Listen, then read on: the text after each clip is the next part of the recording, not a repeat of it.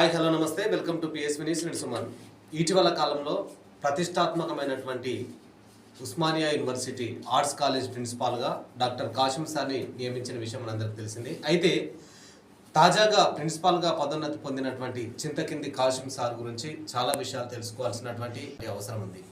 పేదరికంలో పుట్టినటువంటి ఎస్సీ సామాజిక వర్గానికి చెంది మాదిగ సామాజిక వర్గానికి చెందినటువంటి పేద కుటుంబానికి చెందిన ఈరమ్మ హుస్సేన్ అనే దంపతులకి 1977వ సంవత్సరంలో ప్రస్తుత నగర్ కర్నూలు జిల్లాలోని లింగాల మండలం అంబాడ్పల్లి గ్రామంలో ఈరమ్మ అలాగే హుస్సేన్ దంపతులకి జన్మించినటువంటి వ్యక్తి.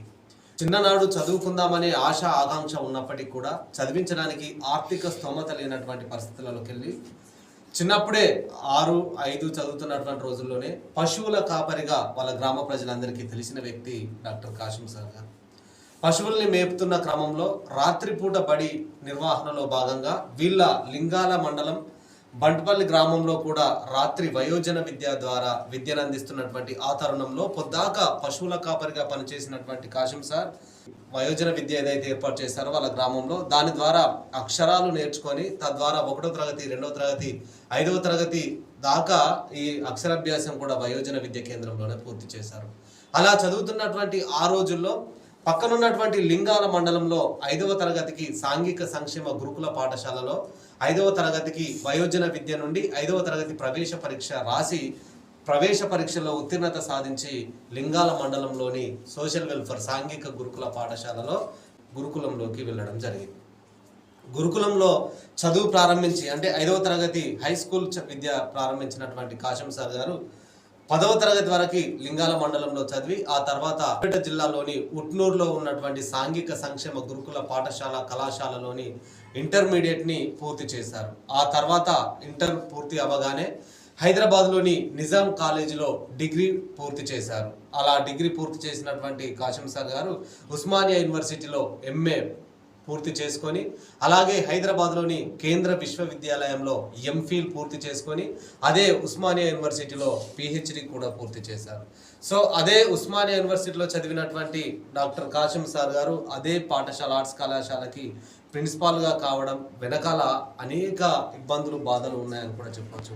సో తాను చదువుకుంటున్నటువంటి ఆ పరిస్థితులలో అక్కడ ఆ గురుకులంలో పెట్టినటువంటి భోజనం సరిగా లేకపోవడం వల్ల చాలాసార్లు అనారోగ్యానికి కూడా గురైనటువంటి వ్యక్తులలో కాసిం సార్ గారు కూడా ఉన్నారు. సో అలా చాలనటువంటి తిండి తిని ఇవాళ పట్టుదలతో చదివి అలా చదవడమే కాకుండా ఈ తెలుగు రాష్ట్రాల్లో 2 రాష్ట్రాల్లో కూడా ఎక్కడ చైతన్యవంతమైనటువంటి సభ జరిగినా ఎక్కడ ప్రజల్ని చైతన్యం చేయాలనే ఆలోచన రగిలినా దానికి ముందు వరుసలో గుర్తొచ్చే పేరు డాక్టర్ కాసిం.